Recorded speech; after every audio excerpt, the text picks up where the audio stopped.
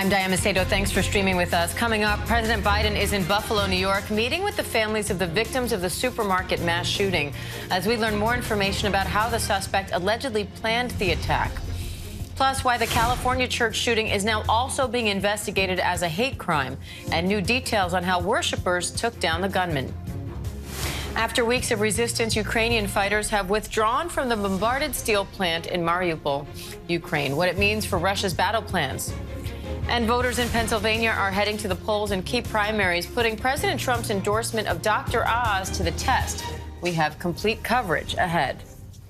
But we begin in Buffalo, New York, where President Biden and First Lady Jill Biden have arrived and are expected to meet with families of the victims in the mass shooting there. Meanwhile, ABC News has obtained a document allegedly posted by the suspect online. Authorities say it appears to show how he carefully planned the shooting. ABC senior investigative reporter Aaron Katursky and ABC's Kenneth Moten join me live now for more on this. Kenneth, we saw President Biden and the First Lady lay down flowers at the scene along with other New York leaders. What else can we expect from the president's visit today? Well, Diane, right now, President Biden and the First Lady are meeting with the families of those 10 victims after those victims were gunned down over the weekend. Mostly black people who were targeted because of the color of their skin. He is, at this hour, we understand, wrapping his arms and giving words of condolences and support to those family members at a community center. The president also meeting with first responders, law enforcement. He and the First Lady, before that moment there at the community center, when they touched down in Buffalo, they went straight to the Tops Market, the scene of this horrific and heinous crime, and they laid down flowers and prayed there at that memorial, where we saw a growing memorial there of flowers and cards and just people sharing memories of those victims, those people who were, many of them, pillars of the community as well. The president is expected to speak around 1 o'clock, and the White House says the president will call this horrific crime what it is, a hate-filled attack that was motivated, again, not only by hate, but domestic extremism. We asked the White House press secretary, who told reporters on Air Force One, we asked her about how deep these remarks will go when it comes to replacement theory, something we've talked a lot about in the past couple of days. And she said that the White House is not going to give them a platform, those who really push replacement theory as well. She had no information on any possible intelligence that would show concerns about copycat attacks. And she said the White House is still studying details of a House Democrat domestic terrorism bill because, and the reason I bring that up, Diane, is because the president, as he meets with these families, yes, they want to be consoled. They want to hear from the president, but they're also demanding answers and action. Now, Aaron, investigators say that the suspect in this case not only was at the supermarket the day before the shooting, but he also made a visit back in March. What do we know about those visits? That revelation seems to have caught law enforcement officials here off guard. It does not appear that they knew until this was revealed in an online posting that the suspect, Peyton Gendron, had actually been here 2 months in advance of the massacre. And that does suggest a level of premeditation that may later factor into a prosecution. But right now, the investigators are trying to work backwards. They want to know exactly what he did, where he went, who he met with, what statements he might have made, as they try to figure out the extent of the planning into the shooting that unfolded here on Saturday. And it does seem like that planning was extensive. The online posts indicate a detailed hand-drawn map of the grocery store here behind me, down to the very aisles where the gunman could maneuver as he was opening fire. Now, Kenneth, the president is also expected to call for more action on gun legislation. What do we know about what he'll say there? Well, we know the president will call on Congress to act, but we know that advocates believe that it's the president who should take some executive action if Congress won't act when it comes to gun reform legislation. We spoke a lot yesterday about the fact that Congress has not and will likely not have any type of significant gun reform legislation, but the president, according to the White House, is expected to forcefully call on Congress to do something. And common sense gun reform legislation when it comes to expanding background checks, when it comes to making sure that you keep guns and weapons of war off the street, but you also keep guns out of the hands of criminals and those who are suffering from mental illness, who could just potentially hurt themselves or others, as we've seen in these mass shootings. The president, we will be monitoring those remarks from the president later today. But again, they're expected to come around 1 o'clock, Diane. Now, Aaron, overnight, the suspect's friend spoke to ABC News, saying that the suspect dropped ammunition off at his house the day before the shooting, said he would pick it up later that evening, but never did. Could that help the investigation? Well, it's certainly an interesting piece of evidence. The friend told us that investigators came to claim the ammunition that he said Peyton Gendron dropped off at his house before the shooting, and they'll certainly take a look at it. I think the friend also gave us a little bit of some character insight as well, to say that he didn't think he was a violent guy, but did like to talk about guns and ammunition and body armor. In fact, seems to have purchased a ballistic piece of metal that he at one point hung on his wall. All right, Aaron Katersky, Kenneth Moten, thank you both. And the FBI now says Sunday's mass shooting at a Taiwanese church function in Laguna Woods, California, is also being investigated as a hate crime. Investigators say there's evidence the 68-year-old alleged shooter, who was raised in Taiwan, was motivated by hatred for Taiwanese people. But the congregants fought back and held the gunman until cops arrived. ABC Chief National Correspondent Matt Gutman has more. Those exclusive images, parishioners pinning to the ground the shooting suspect who opened fire on their congregation. Beside them, that knife.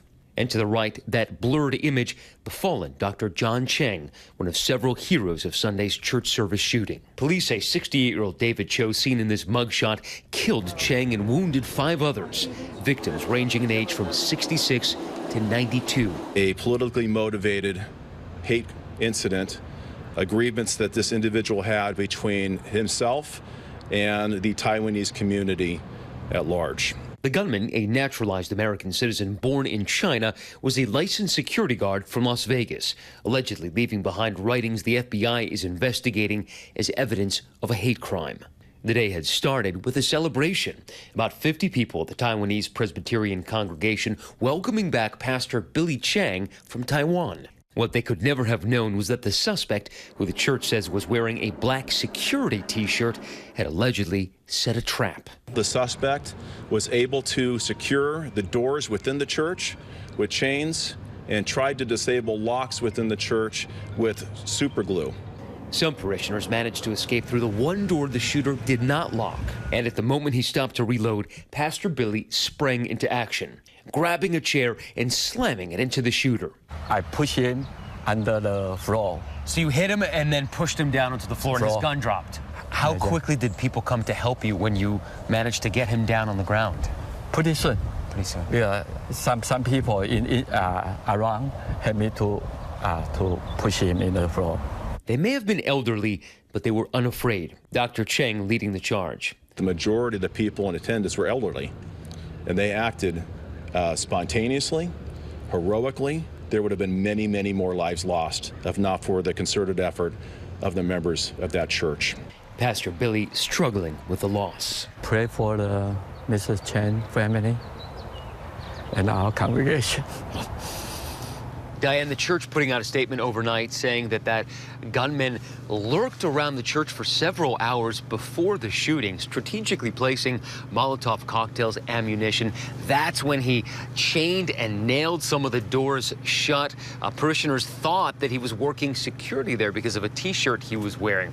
That was until they opened fire. Now that suspect is going to be arraigned today here in Orange County, facing 1 charge of murder, 5 charges of attempted murder, and of course, there are that FBI hate crimes investigation as well. Diane. All right, Matt Gutman in Laguna Woods, California. Thank you. Finland and Sweden are pushing ahead with their efforts to join NATO as tensions rise over the war in Ukraine. Finland's parliament today overwhelmingly voted to approve seeking membership in the alliance, and Sweden's foreign minister has now signed a formal application letter. Meanwhile, Ukrainian forces have ended their defense of the besieged city of Mariupol. Many of the last fighters have now been evacuated from the steel plant stronghold there. Senior foreign correspondent Ian Pannell has the latest from Kharkiv, Ukraine. Ukraine appearing to end its combat mission in Mariupol, scene of the heaviest fighting in this conflict, striking a deal with Russia to evacuate over 260 Ukrainian soldiers from the Azovstal steel plant. The soldiers were living, fighting and dying there under a relentless siege for nearly 3 months. 53 other badly injured Ukrainian fighters were transported to the Russian-backed rebel city of Novoazovsk for medical treatment. Another 211 soldiers were to be exchanged for Russian prisoners of war. President Zelensky paying tribute, saying, "I want to stress, Ukraine needs Ukrainian heroes alive." Here in the northeast, Ukraine claiming victories outside of Kharkiv, pushing the Russians back towards the border. This comes as NATO's conducting long-planned military drills across Europe, including Estonia, with 15,000 troops from NATO members and partner countries expected to participate, including Finland and Sweden, both now intending to become full members of the alliance. Sweden's foreign minister formally signing her country's application this morning, as the Finnish parliament voted resoundingly in favour of membership. In Moscow, Vladimir Putin meeting with Russia's top allies, condemning Sweden and Finland's plans to join NATO, saying the expansion of military infrastructure over that territory will obviously call for our response. In a move likely to anger Russia, Biden inviting the leaders of Finland and Sweden to the White House Thursday for a visit.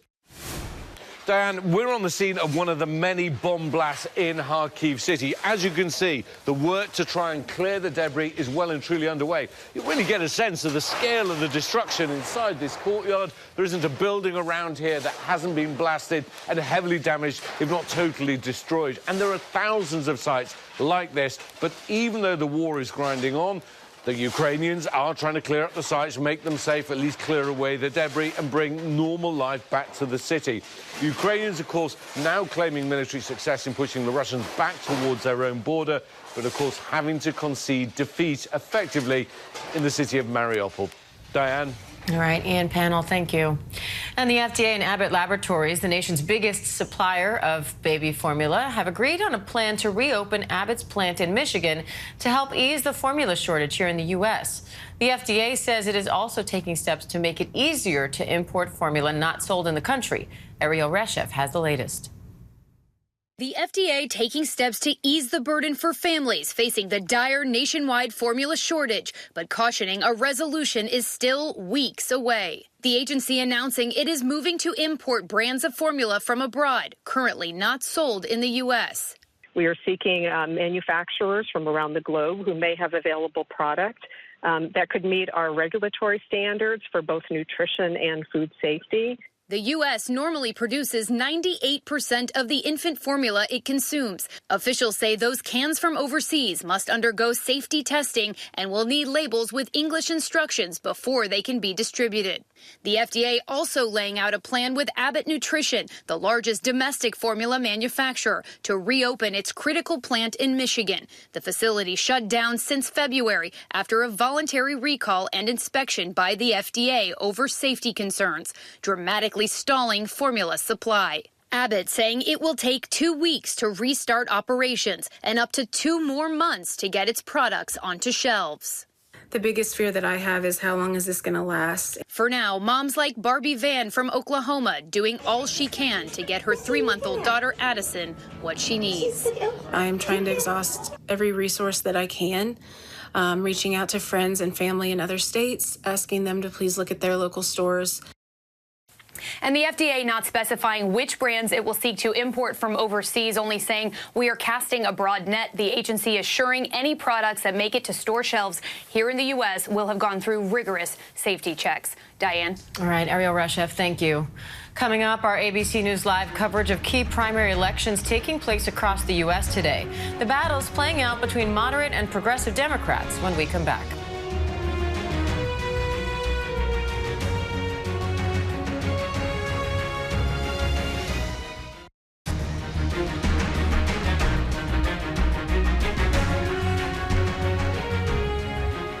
Welcome back. Voters are headed to the polls today in 5 states where primaries could set the stage for contentious midterm elections. It's a key test for former President Trump's influence over the Republican Party, and several candidates have embraced Trump's false claims about the 2020 election.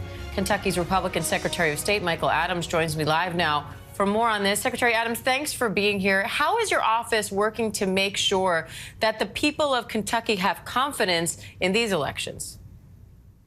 Well, I'd say we've done two things. Number one, we've been very fair, very objective in our duties. We've improved public perception in this office by rooting out scandals that were here before I got here. And we've been very bipartisan. I've worked across party lines with our Democratic governor, Democrats around the state, so they have confidence in the Republican who's over their elections.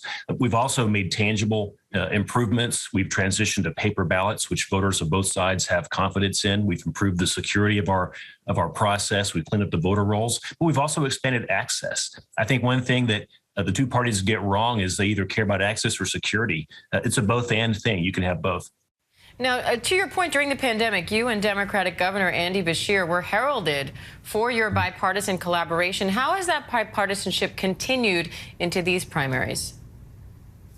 Well, we have bipartisanship baked into our system in Kentucky. We've got a bipartisan state board of elections. Every county has a bipartisan board of elections, and every single voting location by law in Kentucky has a mix of these and ours working the polls. And so that's something that I'm real proud of. You don't see the sort of controversy in Kentucky that you see in some other states where people think the rules are rigged for one side or the other. We do this in a bipartisan fashion. So what kind of safeguards are in place if one of the candidates does call the results into question and refuses to concede? Well, we actually have had some misinformation in our state conducted in a tour selling tickets, and you've seen this in some other states as well.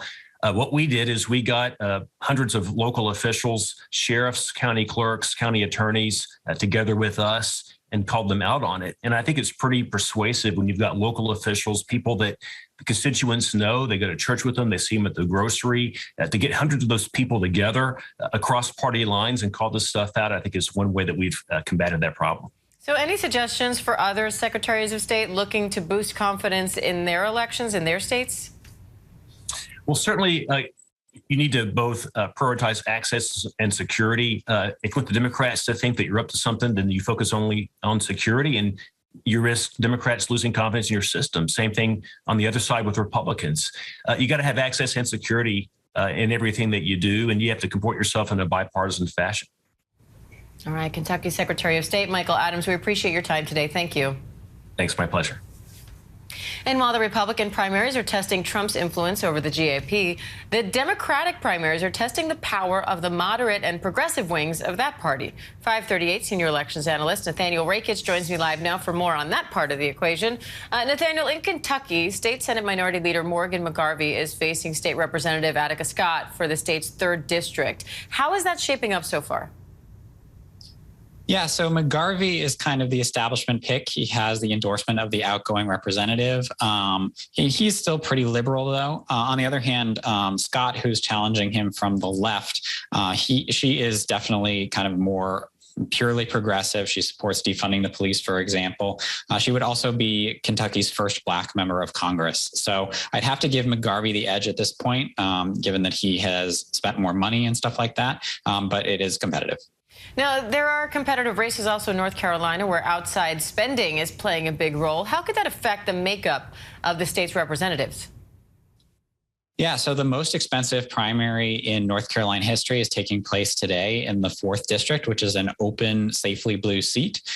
So some groups that have been backed by AIPAC, a pro-Israel group, as well as a cryptocurrency billionaire, are spending heavily to elect State Senator Valerie Fourchet. She's more establishment in terms of her ideology. She's also facing two slightly more progressive options. You have a local county commissioner, Nida Alam, and then you also have singer Clay Aiken of American Idol fame. So that's going to be a closely watched race. You also have some open races in the 1st district and the 13th district that have shown some similar dynamics. Now, whoever wins the Democratic primary in Oregon will likely become the state's next governor. 15 candidates are battling it out there. Who do you have your eye on? I think the two leading candidates there are former State House Speaker Tina Kotek, who would be the first openly lesbian governor of any state, and State Treasurer Tobias Reed. The other candidates aren't necessarily doing as well in terms of fundraising in the polls. I'd also point out, though, that there are some strong Republicans in the race, so I wouldn't be quite so fast to write off Republicans in the fall. And there are 28 Republican primaries in 5 states underway. What are you watching for there? Yeah, the big races there are obviously in Pennsylvania for the U.S. Senate and for governor. Trump has made a pick in both of those races. For Senate, he's endorsed Mehmet Oz, a celebrity physician. But a lot of people feel like Oz isn't conservative enough. He's taken liberal positions in the past on abortion, for example. And so author Kathy Barnett, who is much more of a kind of gung-ho Trump conservative, she's been surging in the polls. And then for governor, Trump's pick, Doug Mastriano, looks like he's the favorite. He actually led the charge to overturn the 2020 election in the state. And a lot of folks are worried that if he were governor, he wouldn't certify a Democratic win in Pennsylvania in 2024. So it'll be interesting to see if he has a chance in November if he does win the primary. All right, Nathaniel Rakich from 538, thank you. And Thanks. For more information on the midterms and all things politics related, you can scan the QR code in the lower right corner of your screen. There you will find the latest on the 2022 primaries. Coming up, Congress held its first hearing on UFOs in more than 50 years. We'll have more on that when we come back.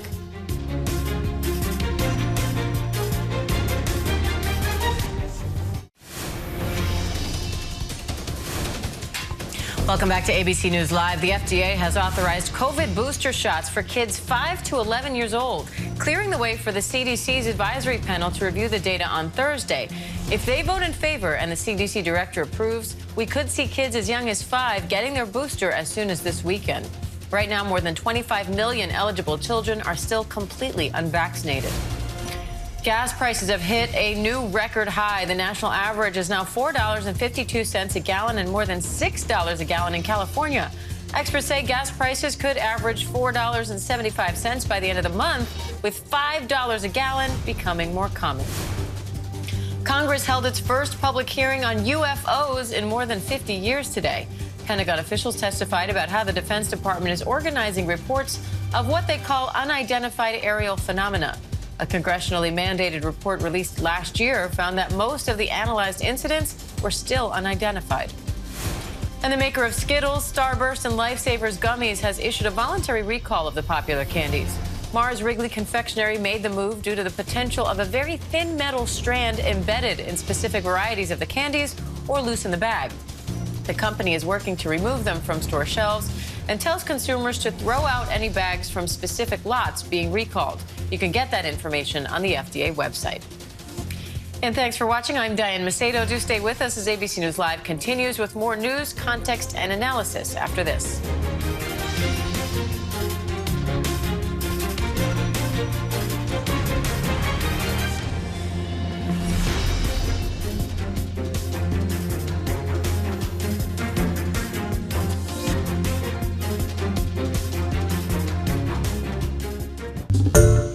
Hi everyone, George Stephanopoulos here. Thanks for checking out the ABC News YouTube channel. If you'd like to get more videos, show highlights, and watch live event coverage, click on the right over here to subscribe to our channel, and don't forget to download the ABC News app for breaking news alerts. Thanks for watching.